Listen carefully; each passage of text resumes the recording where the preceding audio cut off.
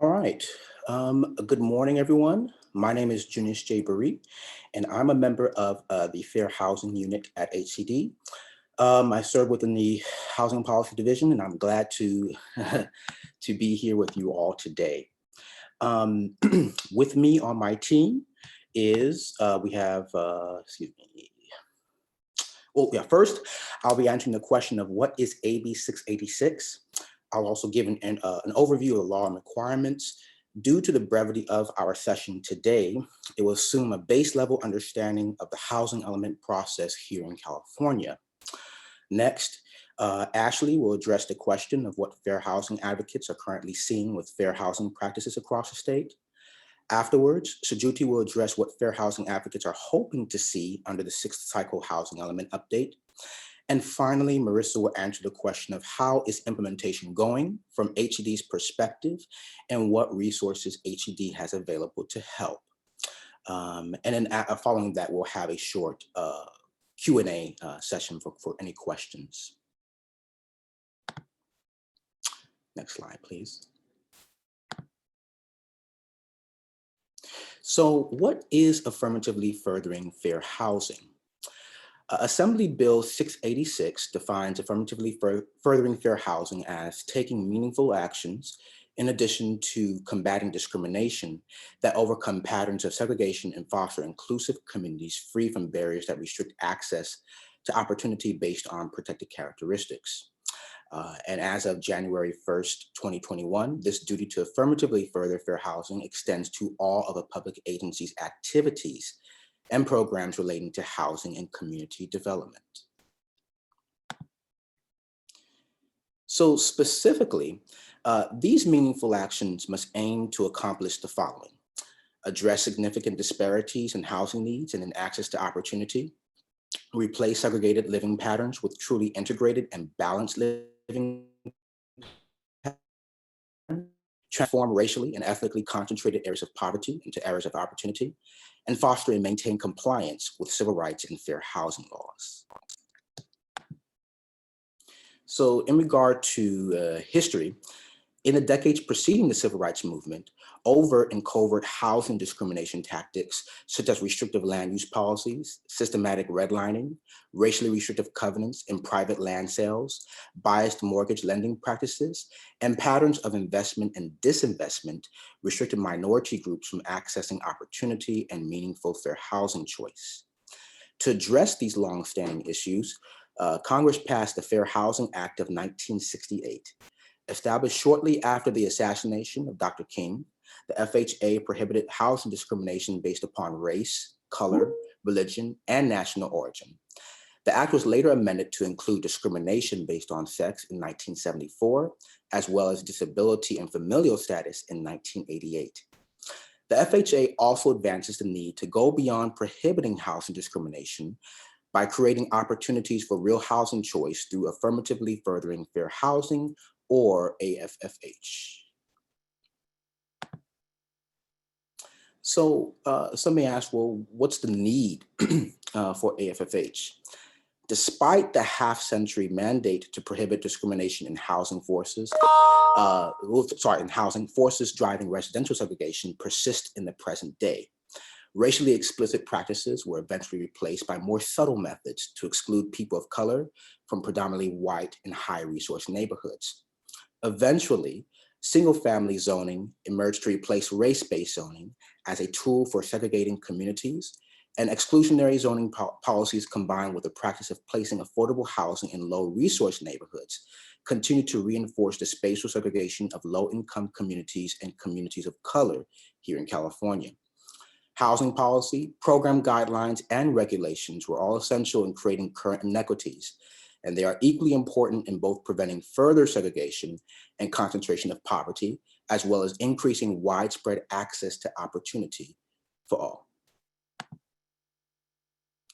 So to ameliorate these issues, legislature passed AB 686 in 2018. This law establishes an independent state mandate to expand the duty of all California's public agencies to affirmatively further fair housing.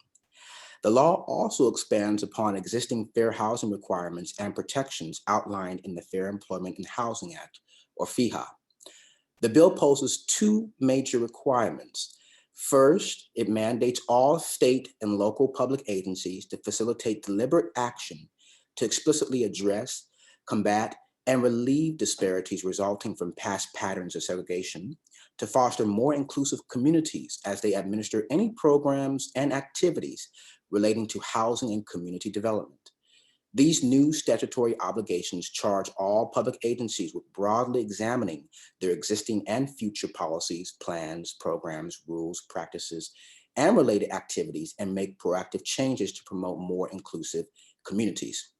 And secondly, the bill establishes new requirements that apply to all housing elements due to be revised on or after January 1st, 2021. All in all, AB 686 protects the requirement to affirmatively further fair housing within California state law, regardless of future federal actions. So as we can see in this slide, these are the components of new housing element requirements for AFFH. They include outreach, an assessment of fair housing, or AFH, site inventory, an identification and prioritization of contributing factors, and goals and actions, as well as programs. When preparing the AFFH sections of the housing element, jurisdictions should conduct the following analyses using both the qualitative and quantitative data sources listed on the slide. These include looking at patterns and trends, local and regional, including local data and knowledge, and other relevant factors. In addition, HCD has recommended data sources available in its published resources, including a tool called the AFFH Data Viewer, and HCD created to help with these analyses. Regarding outreach, first component, housing element law has always had a public participation requirement and mandate to reach all segments of the population. However, AB 686 now outreach take into account AFFH by including public input on the AFFH sections of the housing element and include a summary of fair housing outreach and capacity. We stress the importance of local knowledge as a key source of information when preparing the AFFH analyses. Next, the housing element now incorporates an assessment of fair housing, or AFH. The 5 required components include fair housing enforcement and outreach capacity, segregation and integration, particularly looking at race, ethnicity, disability, familial status, and income, disparities in access to opportunity, again, particularly looking at education, transportation, economic and environment factors, disproportionate housing needs, including displacement, and racially and ethnically concentrated areas of poverty. For each of the 5 analysis areas, there must be an assessment that considers local and regional trends and data using all the sources and inputs. Due to today's limited session timeframe, additional detailed guidance on each of these areas of analysis can be found in the AFFH guidance memo and other resources available on HCD's website. Additionally, there must be a summary of fair housing issues that stem from the overall findings of this assessment. This summary will help inform the contributing factors to fair housing issues, goals, and actions. The third AFFH housing element requirement component relates to the site inventory. The purpose of the housing element site inventory is to identify and analyze specific land that is available and suitable to accommodate the regional housing need by income group. The site identification requirement involves not only an analysis of site capacity to accommodate the RHNA, but also an AFFH component to analyze whether truly integrated and balanced living patterns transforming racially and ethnically concentrated areas of poverty into areas of opportunity. Now, to highlight, the site inventory AFFH analysis should not be limited to the identification of sites for lower income households, but rather should incorporate the jurisdiction's projected housing development, at all income levels. It should assess the extent to which the site inventory further exacerbates or ameliorates existing patterns of segregation and or the exclusion of protected class members for each of the fair housing issue areas. Based on the analysis, the element must summarize conclusions and directly identify policies and programs needed to address identifying and making adequate sites available to accommodate RHNA in a manner that affirmatively furthers fair housing. So in this chart, we can see how each of the new housing element AFFH components should inform the next. Jurisdictions must identify contributing factors to fair housing issue areas, and this identification should be based on all prior AFFH analyses. Contributing factors are those that create, contribute to, perpetuate, or increase the severity of one or more fair housing issues. HCD's AFFH guidance memo provides a non-exhaustive list of examples of contributing factors such as land use and zoning laws, community opposition, lending discrimination, a lack of investment in specific neighborhoods, and much more. When prioritizing contributing factors, highest priority should be given to those factors that most limit or deny fair housing choice, access to opportunity, or negatively impact fair housing or civil rights compliance. This prioritization is crucial. The list of factors should be manageable to focus efforts around addressing the most critical issues. 4 to 6 factors, not 25. Lastly, and importantly, the contributing factors must be tailored to local conditions. And finally, we'll discuss the 5th component of the new AFFH housing element requirements, which are goals and actions. The housing element must include a schedule of actions directly related to AFFH. The schedule of actions must reflect the results of the AFFH analyses and directly address contributing factors. Be specific with concrete language. Words like explore and consider don't cut it. Have a clear timeline with specific dates and milestones. Ongoing is usually inadequate. And have quantifiable outcomes. Specific actions with timelines and measurable or numerical objectives are essential to an effective approach. For example, a program to quote unquote explore feasibility on an ongoing basis, unquote, does little to achieve tangible results, but a commitment to quote rezone 50 acres to the high density district by October 2021, unquote, has a far more likelihood of producing results. In addition, the schedule of actions must have a beneficial or meaningful impact during the 8-year housing element planning period. That's ultimately the bar to overcome. Do these actions taken together overcome fair housing issue patterns in the jurisdiction? That also means that these actions need to go well beyond a continuation of past actions. And lastly, the jurisdiction must not take any action that is inconsistent with the obligation to affirmatively further fair housing. Again, this is a condensed overview of AB686's new requirements. More detailed resources are available on our website. And now I will turn it over to Ashley, who will discuss what fair housing advocates are currently seeing here in California. Thank you. Hi. Hi, everyone. I'm Ashley Werner with Leadership Council for Justice and Accountability. At Leadership Council, we work alongside disadvantaged communities in the San Joaquin and East Coachella Valleys to advance their priorities for equitable investment, environmental health, access to quality, affordable housing, and inclusive decision-making processes. We engaged in advocacy during the last round of housing element updates in many cities and counties in the regions we work with. And since then, we've sought to implement the adopted elements. During this advocacy, we run into a lot of challenges ensuring that housing elements acknowledge and effectively address housing disparities impacting communities we work with. So for my presentation, I'll talk about a few of the key fair housing issues we've observed that we see as ripe to be addressed in the 6th cycle housing elements under California's new and expanded AFFH requirements. I also want to acknowledge that our work at Leadership Council has a strong focus on combating racial disparities, especially those impacting Latino immigrant communities. So my fair housing lens reflects that. So because we don't have a lot of time, I'll cover a few of the fair housing gaps that we saw in the development and content of 5th cycle elements and not get into a lot of specific examples about each of them, although there are definitely a lot of examples. So to start, a foundational issue that we saw was public process that did not meaningfully engage a wide range of the public, including protected classes, or meaningfully respond to input received. Often jurisdictions did not resource from the very beginning, develop and implement outreach strategies that were specifically tailored to engage lower income households and protected classes. And this resulted in a lot of them not having a lot of significant participation by specific protected classes. We also saw a lot of language barriers due to a lack of planning and investment of resources to ensure language inclusivity.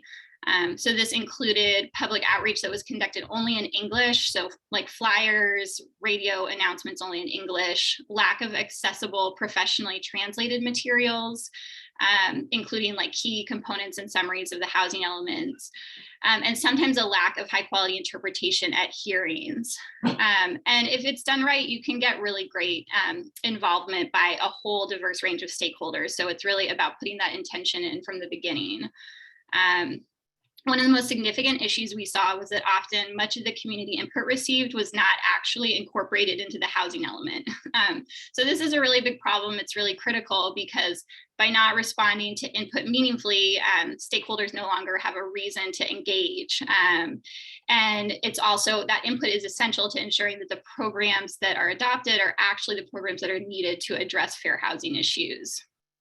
An overarching substantive fair housing issue that we saw in fifth cycle elements was that often their consideration of fair housing issues of disproportionate or unique housing needs of particular groups was very siloed. And in the fifth cycle elements, there was not the AFH requirements, but there is a special housing needs requirement to look at the special needs of specific groups. And so often that was addressed just through one separate component in the housing element rather than woven throughout. And usually that section didn't include very much local knowledge or data. There was kind of formulaic data that we would see being used in all the housing elements and not really drawing from the input that was provided by the community or that could have been provided. And then also housing elements typically lacked really any information at all about disparities based on race, country of origin, or legal status, which is now a protected class under California's UNRUH Act, even when comments were provided regarding those issues. So it's going to be really important to see those things addressed in sixth cycle housing elements because it is essential to making sure that programs are addressing the greatest needs. So the next topic areas that we saw with kind of significant unaddressed fair housing issues relate to sites that were selected to meet the lower income RHNA as well as the above moderate income RHNA, and a failure to address disparities relating to environmental health and basic infrastructure services and amenities. So with respect to sites, we saw by and large most jurisdictions selected lower income sites that were in lower income communities of color. So that site selection was perpetuating and further deepening historic patterns of racially and ethnically concentrated poverty and segregation. And then we also saw that above moderate income sites were usually often more concentrated in moderate income neighborhoods as well as more affluent and whiter neighborhoods. We also saw that housing elements really largely ignored the relationship between environmental hazards, pollution, and land use on the one hand, and housing and access to opportunity on the other. So a couple ways that this manifested was the use of lower income RHNA sites that would be right next to environmental hazards or nuisances or pollution sources, or even had them on the site. So a couple examples in the photos here. In the top right corner, you can is a view from Hyde Park in the city of Fresno. You see the blue building is a meat rendering plant in the background.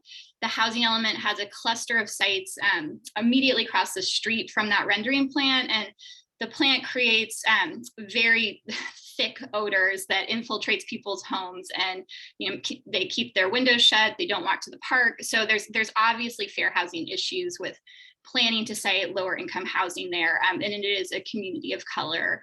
Another example is in the left-hand corner of the screen. The draft element for the city of Arvin had many of its sites, I think actually a majority of lower income RENA sites, either adjacent to or on sites that had active and capped oil wells. And the community had a history of residents having very acute health impacts as a result of living near oil and gas facilities. So the presence of those types of facilities both impacts like the reasonable feasibility of development on those sites and also creates a really big fair housing concern. So we're really hoping that in 6 cycle elements, jurisdictions are aware of and pay attention to the fair housing implications of environmental health and land use issues. And then another area that was often really not addressed in depth, maybe kind of superficially because of requirements in the housing element statute, is infrastructure, service, and amenity deficiencies that really reflect patterns of racially based disinvestment historically. So, maybe there would be some acknowledgement of infrastructure needs, but often kind of lack of recognition of really key issues like drinking water supply deficits, drinking water contamination, community reliance on aging sewer systems, septic systems rather than community sewer, which creates a big barrier to housing development and other community development, and then also has public health impacts. Also kind of a lack of attention to active transportation needs. This picture on the right is a mobile home park in the Coachella Valley where there's no paved roads, there's no sidewalks, stormwater drainage. So that kind of negatively impacts feasibility of sites used there, and then also is a fair housing issue and an access to opportunity issue. And then there wasn't attention to like how all of these issues were exacerbated by natural disasters and climate impacts, and how lower income communities really bear the brunt of those. So to kind of wrap up, 2 other key areas that we saw as issues were, there was generally not a displacement analysis at all in the regions we work in. There was often just a dismissal of the potential for displacement of residents, even though we have seen that rents are rising dramatically. We have a really very large lower income population that's very vulnerable to rent increases, and then all the other ways that people may face displacement because of infrastructure and service deficiencies. Siting of logistics centers near homes is a serious displacement threat people are seeing. Road widening projects, highway widenings, all of these things have potential displacement impacts, as well as like a whole range of issues that really impact renters. No attention to eviction, lack of legal counsel, the impact of landlord harassment on tenants who might be vulnerable in different ways.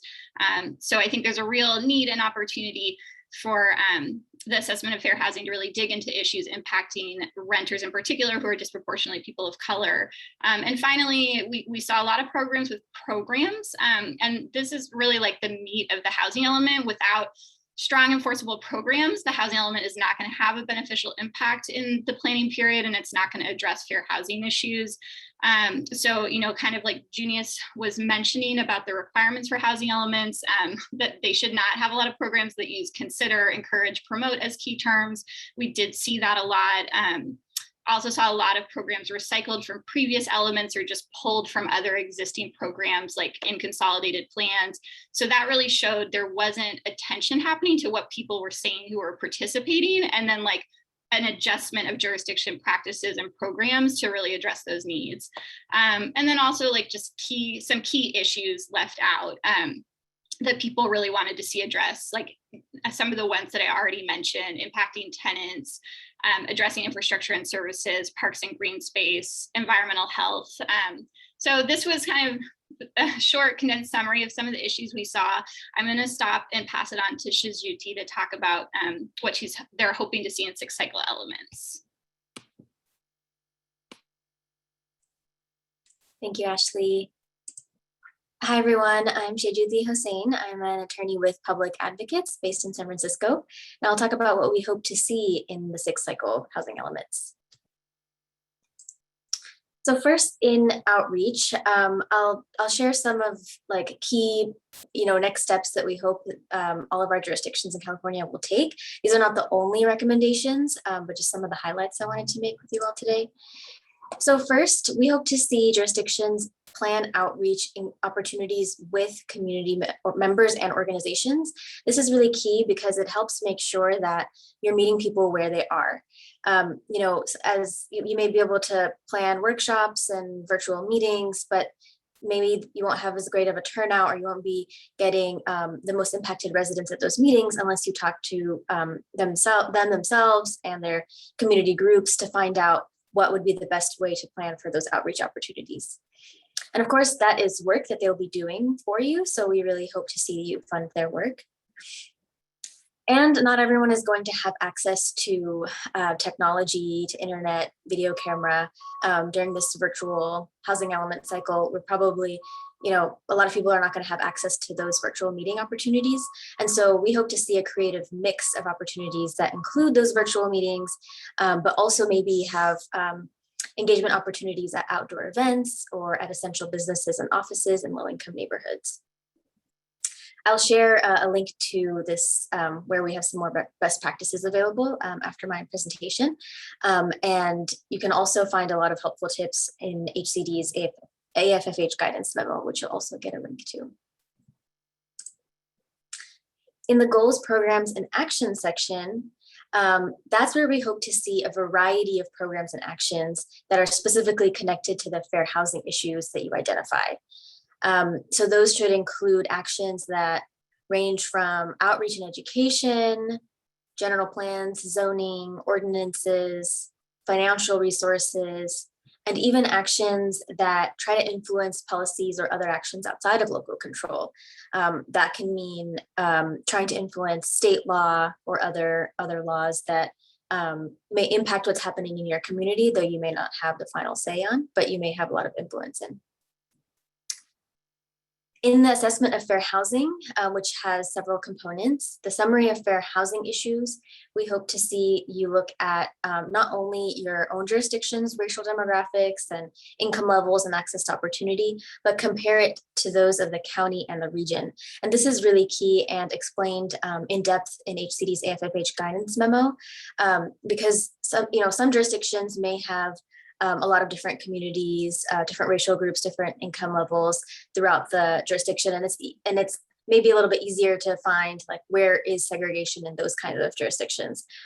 But some jurisdictions may be predominantly white or predominantly wealthy, high income, or above moderate income. And it may not seem like it's segregated from the inside, but when you're comparing your jurisdiction to the county and the region, it may be a very segregated city or county within that region.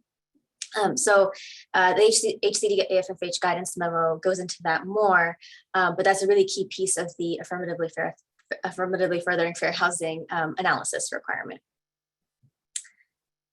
In addition to looking at racially concentrated areas of poverty, we hope to see analysis on concentrated areas of affluence, because again, you may have a lot of jurisdictions that are predominantly affluent, and that helps identify that, okay, maybe this jurisdiction or this part of the jurisdiction is probably exclusive and it has barriers for lower income communities of colors, especially. And then we hope to see not just, one-dimensional analysis on those fair housing issues, but more, looking at across different issues. So look at the racial demographics in the lower resource areas versus the higher resource areas. Look at the racial demographics in places with environmental justice issues. That can help you see if there are barriers to opportunity for protected classes like racial minorities. The guidance memo has some sample tables that help you look at this. So here's an example of how you can look at how demographics in your city or county has changed over time and how it compares to the region or the state. Second piece of the assessment of fair housing is on local data and knowledge, as we heard earlier. Key tip here is to make sure that you also include narrative descriptions that people are sharing, especially the most impacted community members. That's in addition to maybe the numerical data that you have. Because sometimes this can actually fill gaps. Occasionally you'll see your data is not telling you the whole picture. You have some gaps about certain communities, and this can be filled in with people's lived experiences. The contributing factors in the assessment of fair housing should also be balanced and cut across a variety of issues like outreach for housing enforcement, segregation, concentrated areas of poverty, access to opportunity, displacement risk, and the sites inventory. So the guidance memo has several examples under each of these categories that are meant to help you think and brainstorm the issues that are happening in your jurisdiction. When identifying and prioritizing goals, we hope to see that you are prioritizing those 4 to 6 issues, like Junia said, that are most severely and extensively limiting fair housing choice or access to opportunity. And of course, adding metrics and milestones for meeting those goals. There's a helpful sample matrix where you can organize that in your housing element. This is from the guidance memo as well. And then the final piece of the assessment of fair housing includes those actionable strategies that preserve affordable housing, protect from displacement, and more. So the guidance memo has a lot of examples of these as well across these different categories. So these strategies can help lower income communities of color access housing in areas of opportunity. It can help make sure that there's actually affordable housing available in those areas of opportunity. Help invest in communities where they're maybe racially and ethnically concentrated areas of poverty and have lower access to opportunity, investing more resources into those communities and protecting them from displacement.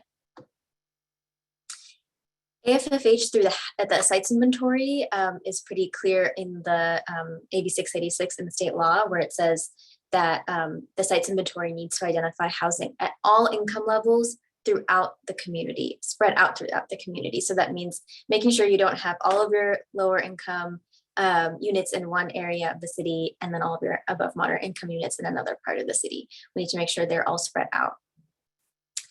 In addition to the sites inventory, we hope to see you include the required analysis on how those sites may address or perpetuate racial segregation, barriers to opportunity, and disproportionate housing needs like displacement risk.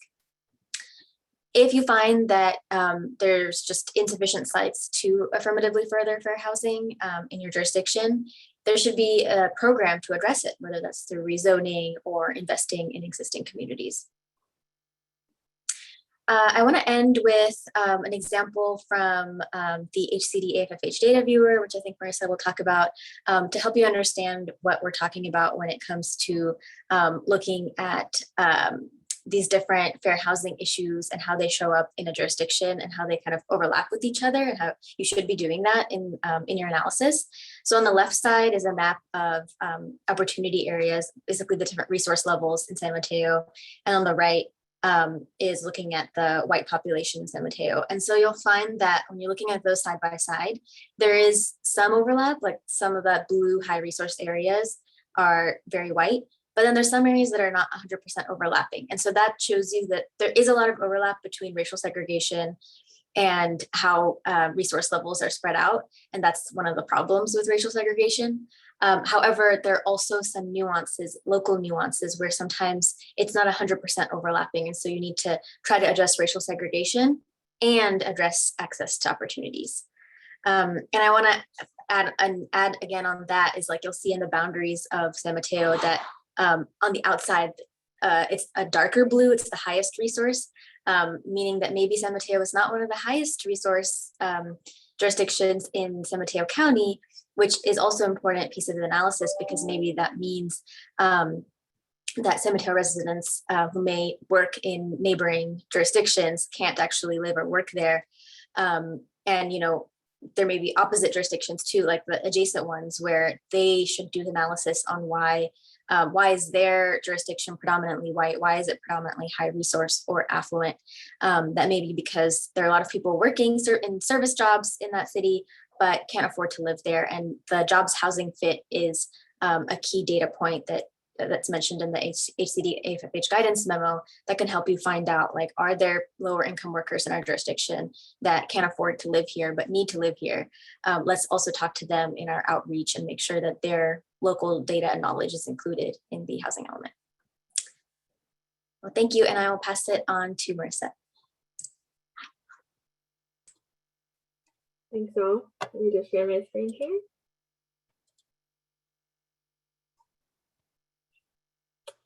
Oh, there we go.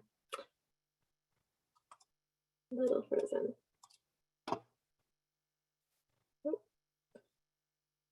Great. So thank you all for your presentation so far. I'm just so grateful to be in conversation with you all.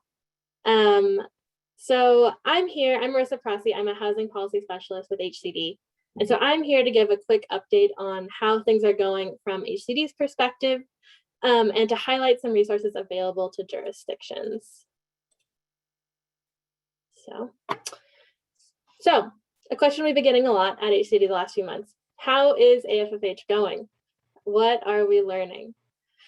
Well, the good news is that jurisdictions are quickly picking up on the assessment of fair housing analyses and learning about patterns and trends concerning fair housing issues in their communities that they might not have been aware of prior to AFFH requirements.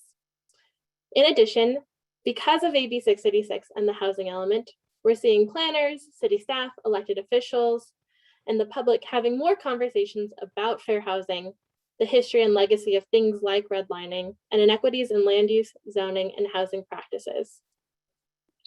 But we've got a lot of work to do. Of the over 100 draft housing elements we've received since the beginning of May from jurisdictions, the vast majority, almost all of them so far, have fallen short of what is required under AB 686 to affirmatively further fair housing. That means that the work that is currently being produced in jurisdictions across California isn't quite cutting it. We've seen cities just try to repackage existing status quo programs and say that they meet the AFFH requirements, and that's not adequate. The mandate is to reverse patterns of segregation, to provide real housing choice, and to create a high quality of life for all California residents, regardless of where they live or if they align with a protected class. And it will take more than status quo actions to undo those patterns. It's a new requirement with a lot of depth, and we're all quickly learning how to work through it together. HCD is committed to be a resource to help jurisdictions understand AFFH, provide technical assistance and consultation, and help follow through with execution.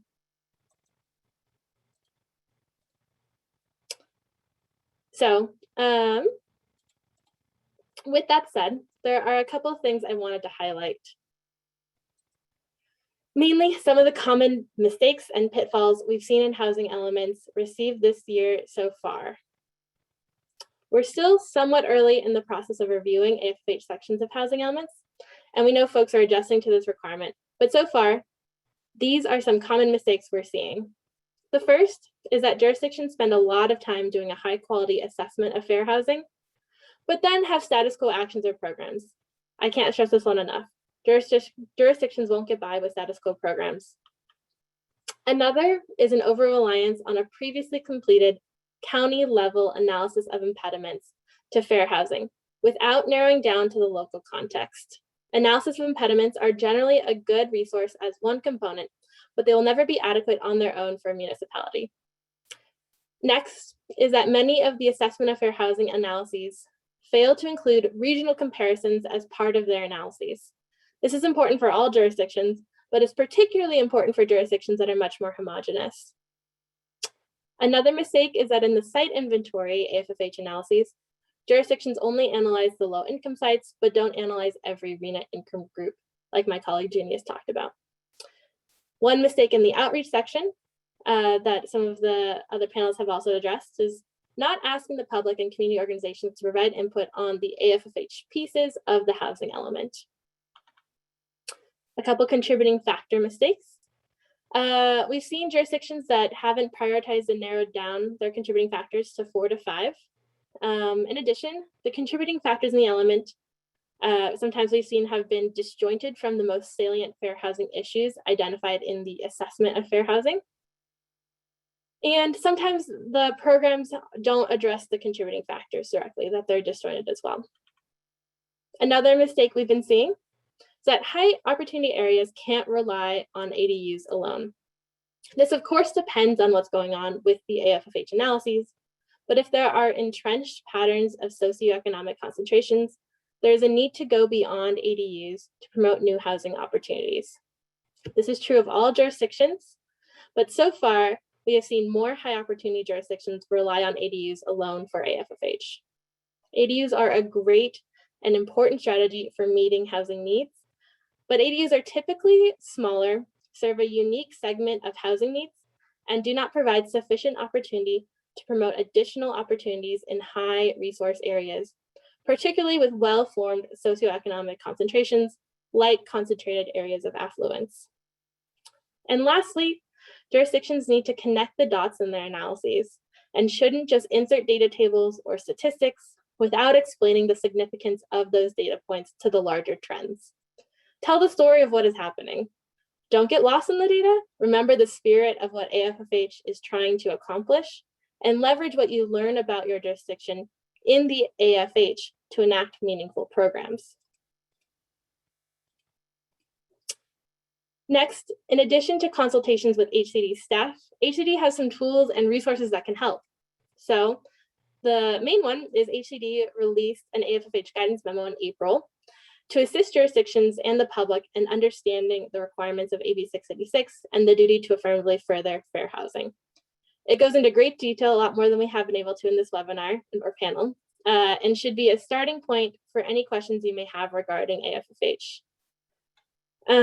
In addition, HCD has created an interactive tool called the AFFH Data Viewer to assist jurisdictions and advocates in analyzing fair housing trends. The tool can be accessed from the AFFH webpage on our website and includes an interactive map with over 60 data layers. And the data layers on the tool are grouped by fair housing issue area, segregation, integration, disproportionate housing needs, etc., and labeled as either recommended or additional. This is to show which layers we at HCD think are the most important or useful in completing an assessment of fair housing. And one just last note on the data viewer, it's meant to be a living tool, and so HCD will update and add to it over time. So in addition to the memo and the data viewer, there are additional resources on our website, including things like past HCD webinars and presentations, sample AFFH work. And in addition, will be where future resources will be posted as they become available. And lastly, we've seen some resources from other agencies and partners, in particular many regional governments and local fair housing advocates that are creating resources on AFFH that may be helpful for your jurisdiction. So to close, the theme of this conference is changing plans, changing planning. AFFH does both. AB686 and AFFH certainly changes plans in that it changes the requirements and approach to housing elements, the general plan, and even more broadly, all activities related to community development. But at its core, AFFH is meant to be transformative and to change planning itself. AFFH asks of us to come to terms with a difficult history, nationally and here in California, a history that includes legally sanctioned and government sanctioned racism, xenophobia, and exclusion, all of which continues to leave its mark on our current system of government and in our planning practices. That means that historical context is important in this work, particularly in our history of inequality and residential segregation, and at times the planning profession has been complicit in this. But for this generation of planners, it is our responsibility and our legacy to undo these harmful patterns and trends in our housing, land use, and community development practices. Affirmatively furthering fair housing is meant to be transformative. It boils down to major policy shifts in localities across the state. It's about changes in funding patterns and affordable housing programs. It's about everything we can do to lead to better policies, better practices that can turn the tide and create greater choice and opportunity for disenfranchised groups in the years ahead so we can close the inequality gaps. To me, and I hope to all of you, that is an exciting, motivating force in our work. There's a lot of work to do. HCD is committed to providing support to local governments and meeting the goals of affirmatively furthering fair housing, both in planning and in execution. So together, let's get to it. Thank you. Again, thank you, Marissa, for closing out. Thanks again to Ashley, Sajuti, and Marissa for helping discuss the importance of embracing and implementing AB686 and affirmatively furthering fair housing. As you can see on the screen, if you have any additional questions course, reach out to Ashley and Judy, and you can also reach out to us through the AFFH inbox at affhguidance@hcd.ca.gov. Again, thank you, and yeah, appreciate to be here.